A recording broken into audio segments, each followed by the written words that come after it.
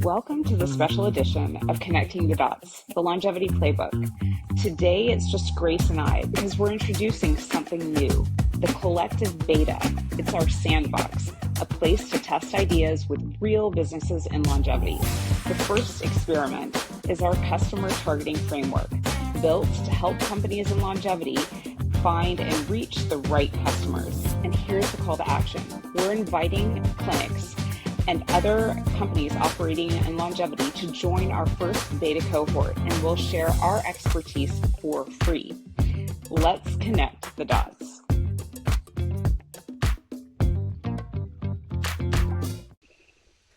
Hello and welcome everyone. This is an unusual podcast. Today is going to be a little bit different to our usual format because ultimately it's myself as well as our other co-host on the podcast, Jennifer Halsall. So for those that don't know Jennifer, who hasn't listened to the podcast, she is Canadian-American by origin, lives in Europe, is actually probably the operations marketing expert, but has spent most of her time in the fitness sector and has multiple qualifications in the fitness nutrition space as well. So deep verticals on health and fitness in particular. But I always go back to Jen as the creative marketing genius that she is. So I think that's a transition over the last 12 months as your business partner, Jen, as we've talked more and more about how your brain differs from mine. It's been interesting. That's a podcast in and of itself. But I think I told you at the beginning that I'm a creative. I'm a closet creative. Like no one really expects it of me, but it's just a very strong root of who I am. Yeah, no, and it's been interesting watching you rabbit hole sometimes, and I'm looking at what comes out is like amazing, and it's great. It's really great. So let's just go back a second and connecting the dots, because as you said, your career for most of the last, I'm going to say 2 decades, well, two decades plus, right? We won't 2 decades plus, yeah, has been in that fitness sector and ultimately driving physical activity, from building departments and building teams to building, marketing campaigns, B2B as well as B2C. And then this last, couple of months, you've been getting into the weeds of more the span of health into longevity, health span, lifespan.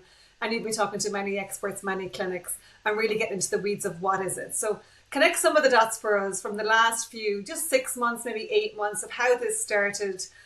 Where is it going and what are you learning? Well, thank you. I think the opportunity to just explain what we're doing is already a really cool platform. I think, for me, this is a dot that naturally connects. And if I look at what we have been trying to do with the collective, it's not just one particular pillar that can really move the needle on inactivity, on global health. It's about putting the puzzle together so that there is, an alignment and the energy and the forces and the resources from many different sectors, from many different skill sets, from many different voices start, pushing in the right direction to actually make an impact. So I think, when you start talking about health span is about living a longer life better. And fundamentally, physical activity and fitness is just one pillar in that solution.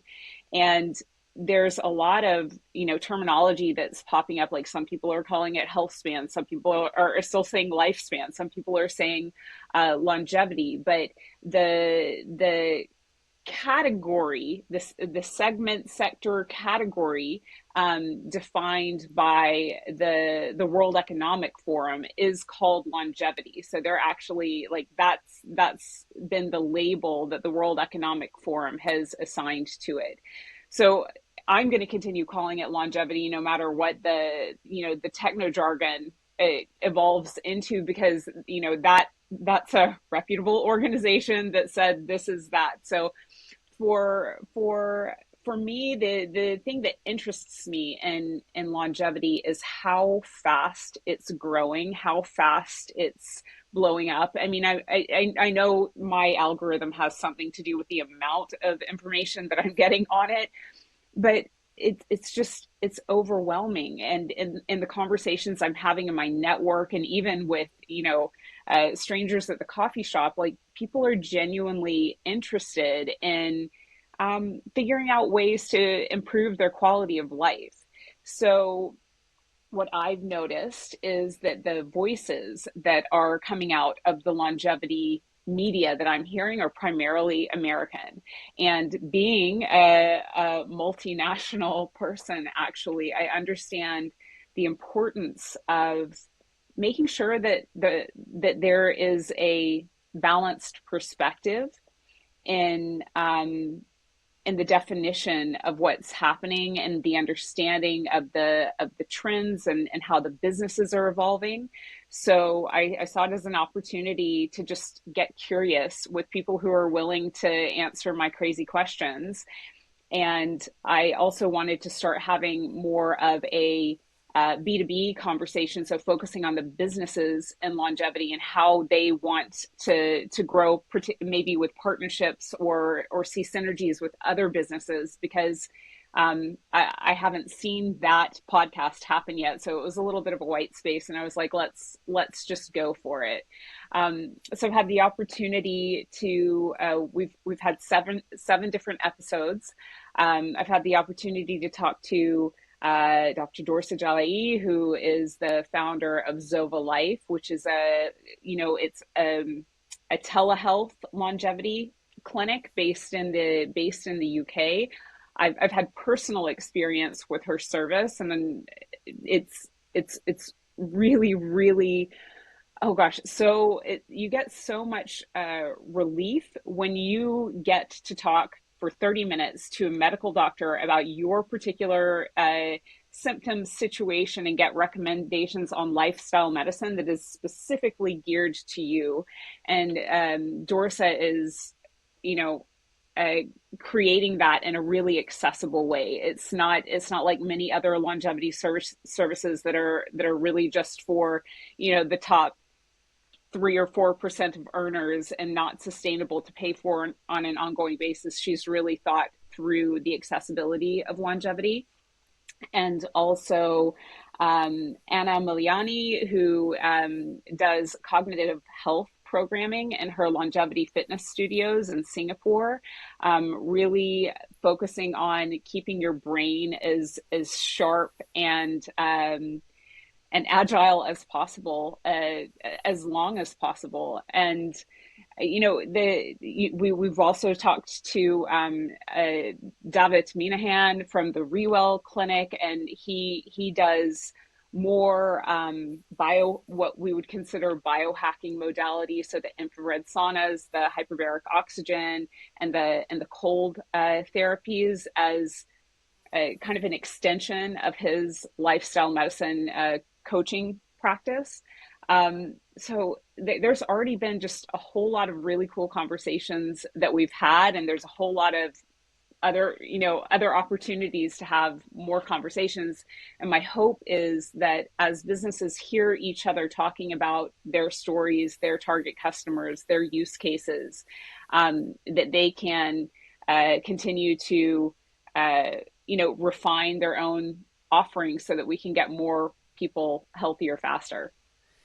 I find it really interesting. So first off with Dorsa, and Dorsa, for clarification, she's Iranian by background, a pharmacist by background, and she's a clinic in London, which, as you said, operates virtually. So anybody can leverage Dorsa's clinic ultimately. Right. She ultimately will send you a pack which has the testing kits that you need, and then you send it back, they get analysed, and then you get a personalised report with it. Like, that to me is what healthcare should be doing anyway. Right? What's interesting, I got my bloods done recently at my GP.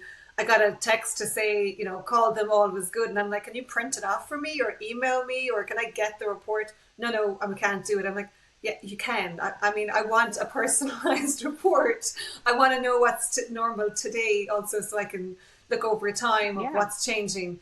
It's just amazing that what the longevity clinics and like Dorsa and David and so on are offering is something that is personalized, and healthcare should be personalized. But realistically, is our normal GP practices just don't have the time. They don't have the capacity. They may not have the training as well. Let's be fair, right? These are specialized trained professionals who are dealing with people's personal data and a much broader data set to look at how do we personalize your plan, your personalize your life for a health span, not just dealing with the fire that is now that you are feeling, like you might have diabetes or whatever. So it's a much longer strategic thinking, much, much, much, Yeah. much, much more. And you're talking about like their training and education, and that's also a thing, and that's something that we're also going to dive into in one of our upcoming episodes, is like what makes a longevity doctor.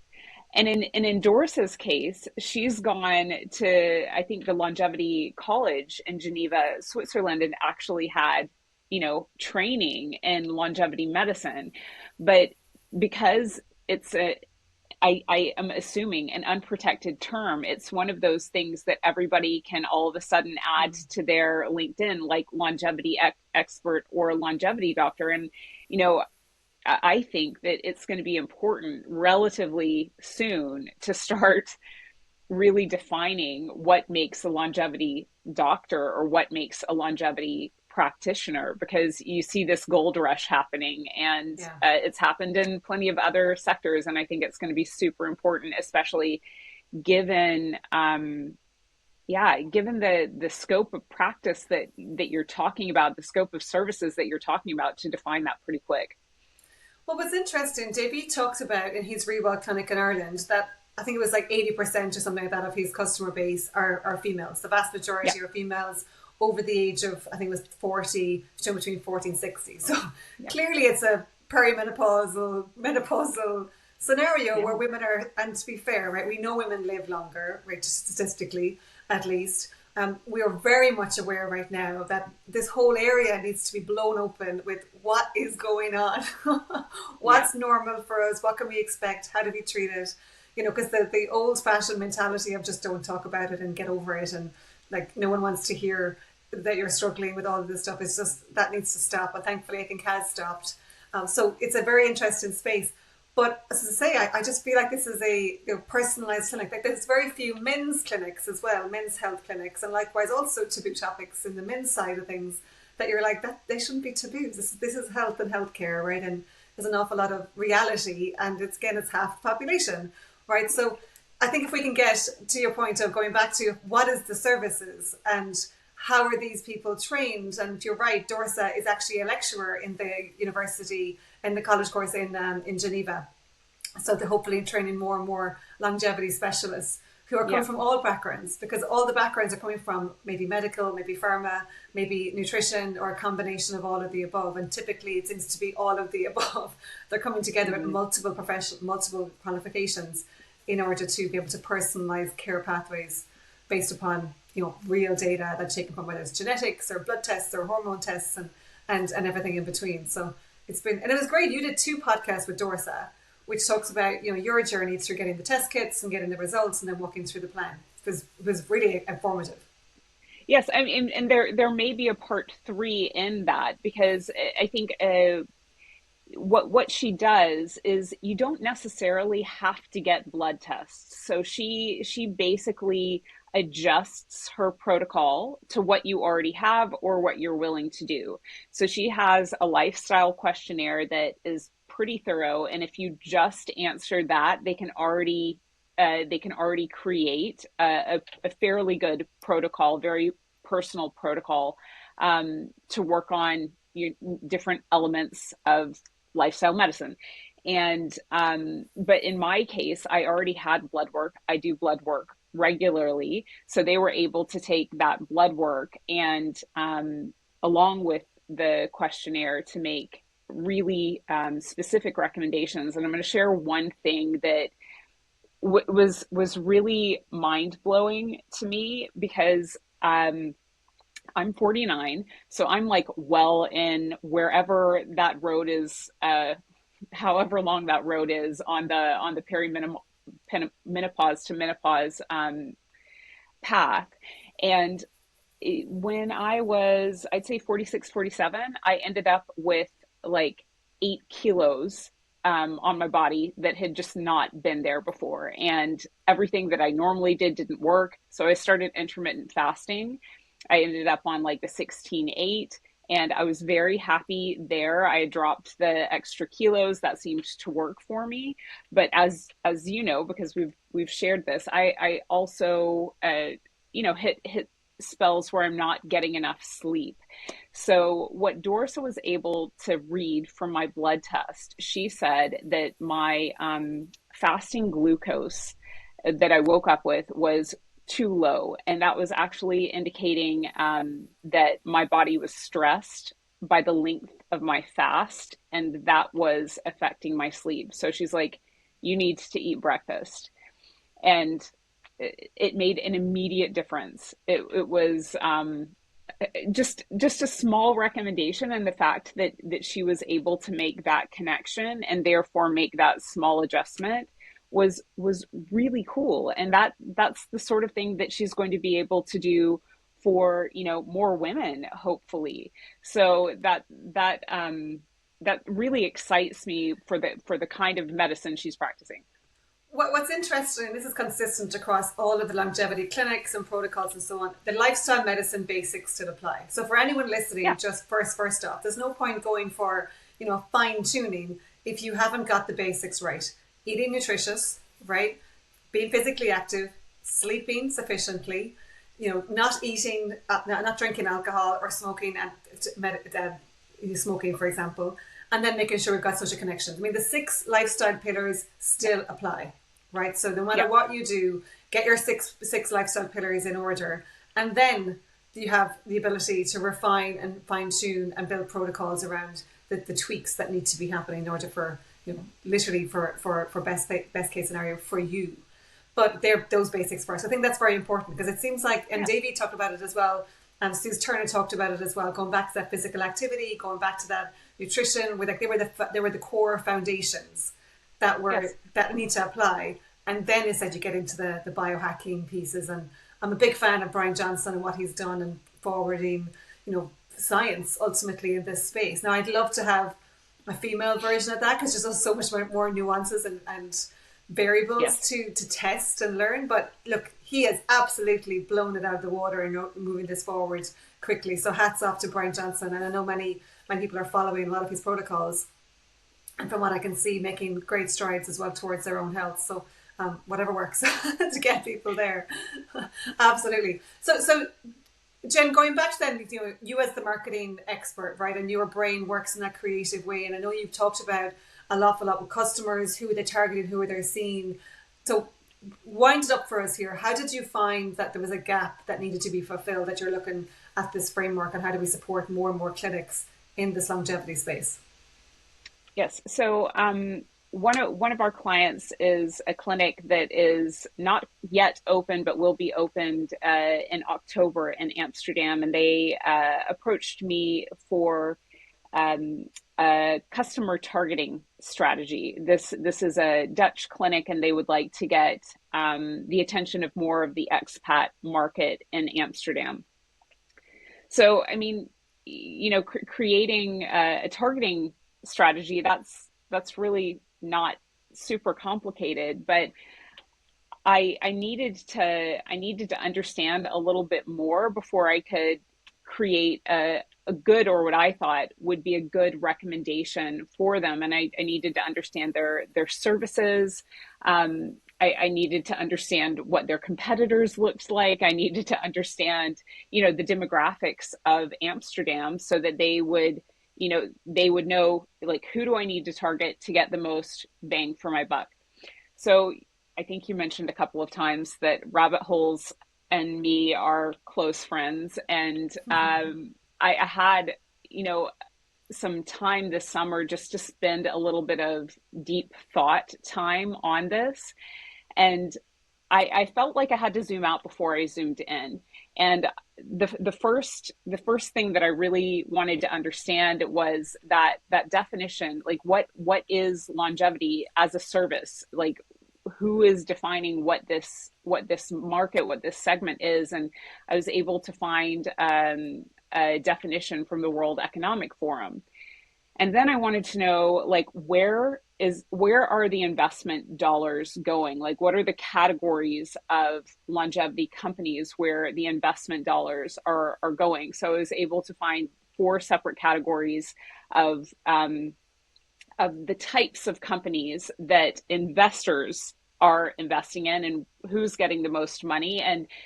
as it pertains to clinics, you've got two different types of clinics. So there's four categories of longevity companies that are getting the most investment funding, and two of those are clinic types. One of them are the preventative health clinics. So think like the Nico Health Clinic in London, where you're being able to test yourself and get recommendations to feel better, and to live a longer and more vital life.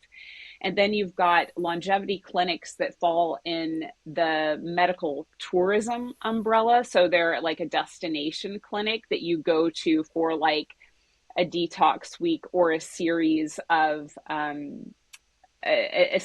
treatments that you do intensively, but you don't necessarily go back to that clinic. Um, so then that got me curious about like how many of these clinics are now in different markets in the world. So I created a little map of the notable longevity clinics that are popping up worldwide. And then there was an investor website called longevity.technology, and they had created a really useful framework which basically broke down the services that are offered to customers in 10 different categories.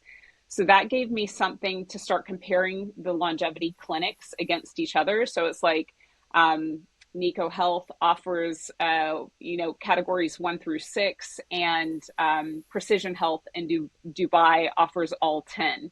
So that there was some sort of, yeah, benchmarking on the services that would allow you to differentiate the clinics.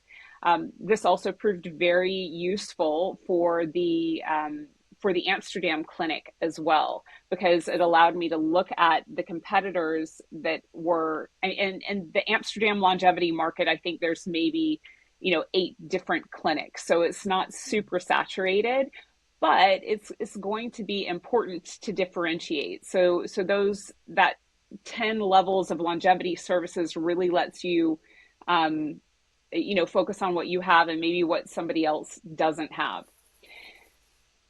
I'm rabbit holing, so you're going to bear with me for a little bit. But so once I had this gives me something where I can actually categorize and compare the clinics. But the request from our client was, how do we target certain customers in Amsterdam?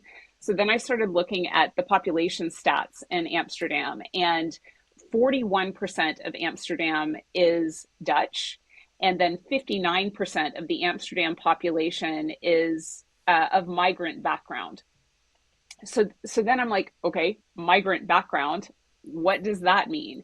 And fortunately, the like your ability to access demographic data in Europe is fantastic. Like almost any city that I have dove into, you can really get down to the granular.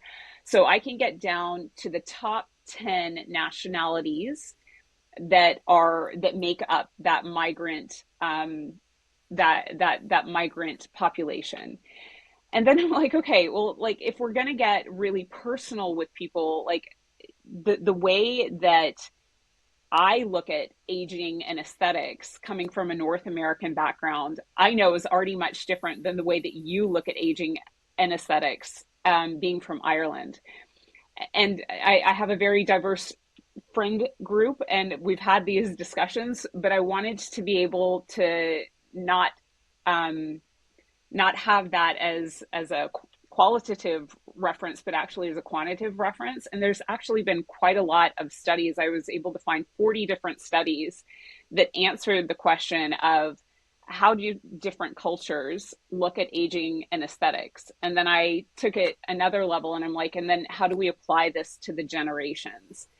So that all went into this long pipeline, and I was able to then create a recommendation for the clinic in Amsterdam that was able to say that, okay, if you're going to target a particular audience of expats, then you need to target Italians, and you need to target people from Turkey, and they need to be in the the Generation X and the millennial category, and then you can have different targeting approaches for male, female, and different age groups have different needs. So that's basically how it pulled all the way through the funnel.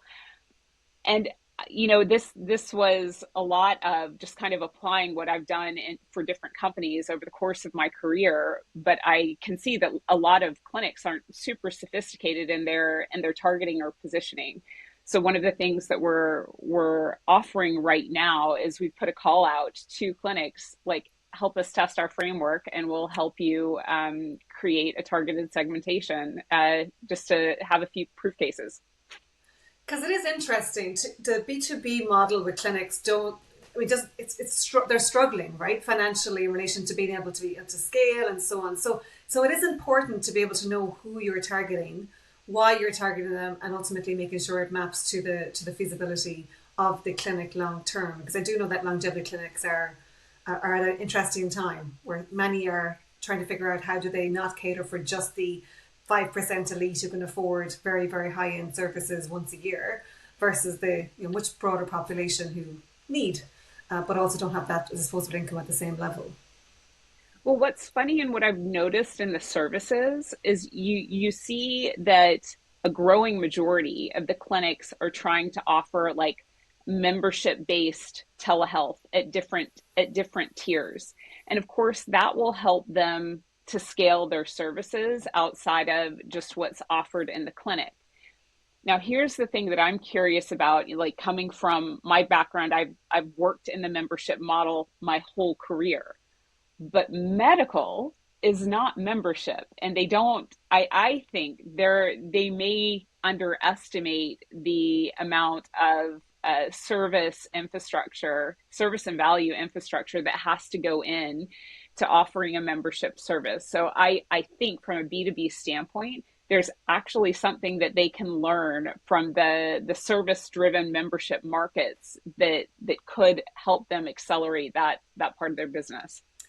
Yeah, you're right. The concierge healthcare service membership model, I mean, typically it's only been done for, is it high end and high cost, services, and it Mm-hmm. does work, and I've seen it work quite well in a number of areas, but not on a scalable population level, which is where a lot of the services are trying to get to. Because I think we're Yeah. all appreciative right now of health span, lifespan, and longevity, and hence are actively, for those of us engaged in our health, are actively pursuing more and more solutions to achieve that. Okay, so the framework, as you said, there's quite a lot of detail in order to get to what is it right for your clinic and for you as a professional in your location. So, and I do appreciate it does take a bit of a rabbit hole to go into to look at the breadth before you can narrow it back down. For those of us outside of marketing, we never appreciate the full level of thinking that goes into this. We're like, just make it look pretty, it'll be fine. So It'll be fine. I do appreciate the time it takes to get to, quality frameworks that are also repeatable in multiple clinics, so that multiple clinics can figure out their location, their target audience, their population, and then hopefully growing their customer base as well. So it's an important process to go through. I get that. Yeah. And I mean, I think my hope is in this. I mean, I'm a customer of longevity services. Like I have now with Dorsa 3 different longevity doctors that I work with, and this was before longevity was the boom. But as a when you're investing in your health, you really want um, you really want your doctor there with you on the implementation and follow up and to care about your outcomes. And at some point doctors have a bandwidth that becomes a blocker.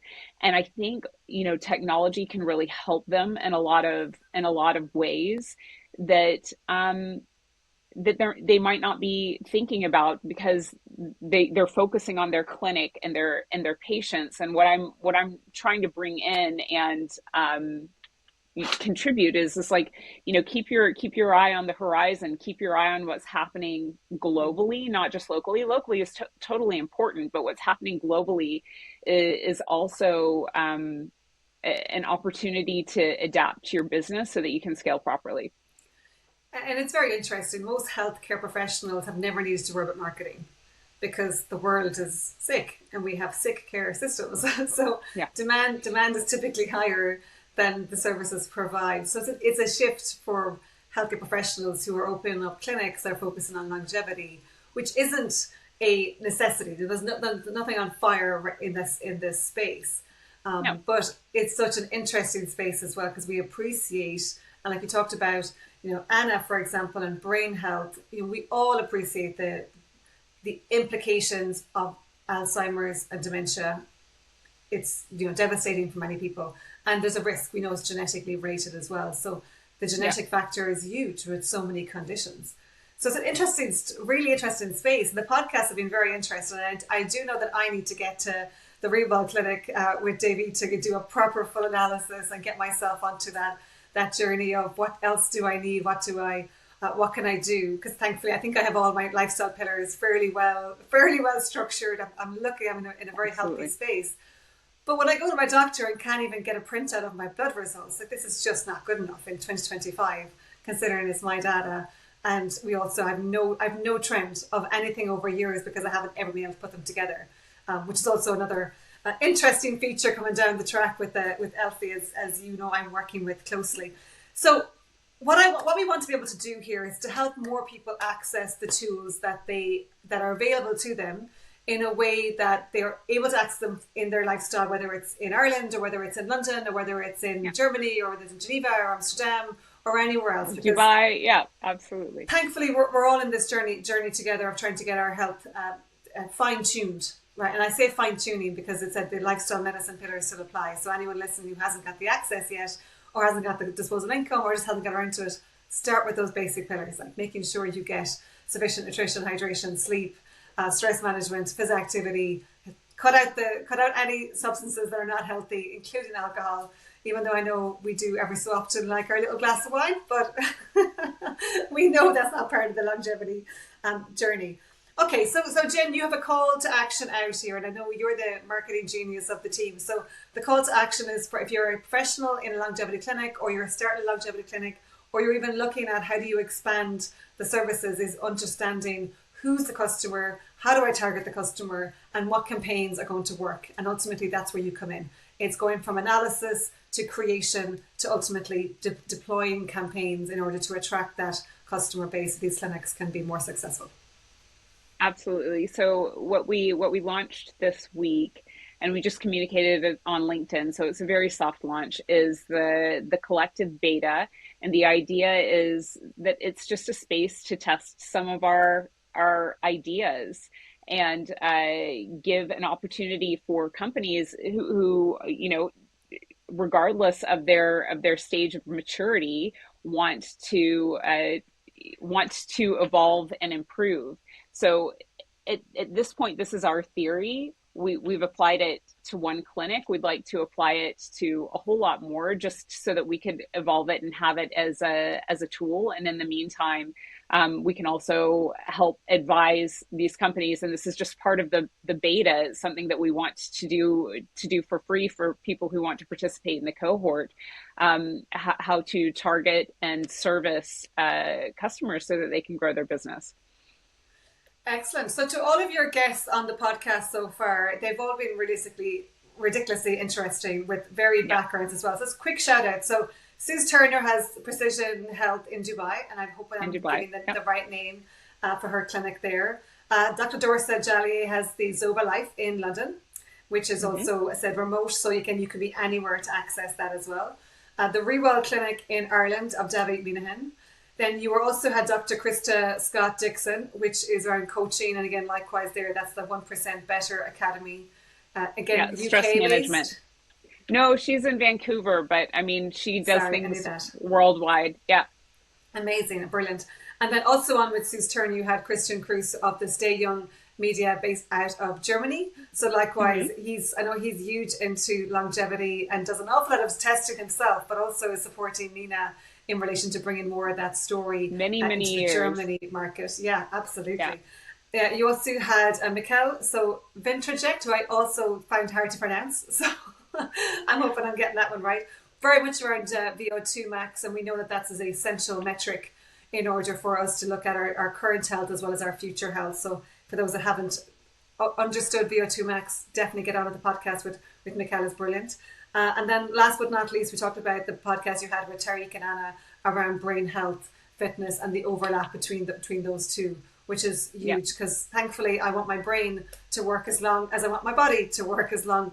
And sometimes we actually need to think about these things separately. They obviously overlap, but we got to think about them separately because they do also operate in different ways. And her programming is really like physical coordination training that engages the brain. So you actually get, a huge physical bang for your cognitive buck as well. So that's the cool thing about her sparked fitness and longevity clinics. Love it, love it. So, what have we not talked about, Jen, that people who haven't had a chance yet to listen to the podcast, what have we missed that maybe there's a nugget of information or a takeaway or a learning that you'd like to share? And likewise, as we always do with Connect the Dots podcast, is shout out of who's the leader you want to shout out and call to. Maybe it's a future podcast that we want to be able to reference. So I think there's two questions that I ask consistently on the podcast that I think have the answers tend to repeat themselves. So one is what is the longevity trend that you're most wary of? And the idea is not to mudsling or anything, but just to generally understand their opinion on it. And the answer has been basically the same across the board. And that's supplements. And the reason behind that is there's just not a whole lot of testing and regulation of supplements, so you don't always know what you're getting. You're getting a marketing promise, but if you're not testing, like if you're not doing blood work to see what you're actually absorbing, it could just be, best case scenario, you've got really expensive pee, or worst case scenario, you end up with toxicity levels that could affect you physiologically. So that has come back again and again and again as a warning flag. And the other question that I ask is, if they had 10 million euros to invest in a business and it cannot be their own, what would they invest in? And actually, everyone talks about a company that would basically fit the Elfie description. It's this place where you can plug in and own all of your health data and see a dashboard of, how you're doing, that you can share with the different professionals that are going to be the team that keeps you healthy. But that's also the repeating theme of that answer is just like, I don't know if it exists yet. And I'm like, but it does. Shout out to Elfie for thinking of the Shout future. out to Elfie. So those are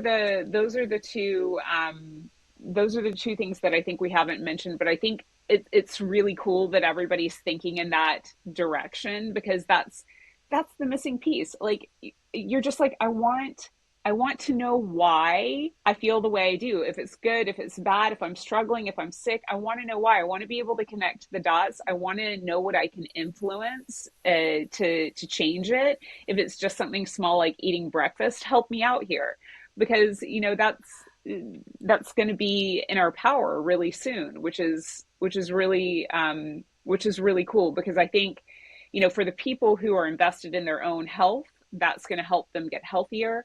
And I think for the people who are not yet invested in their own health, it's going to help them build the health literacy to start caring more.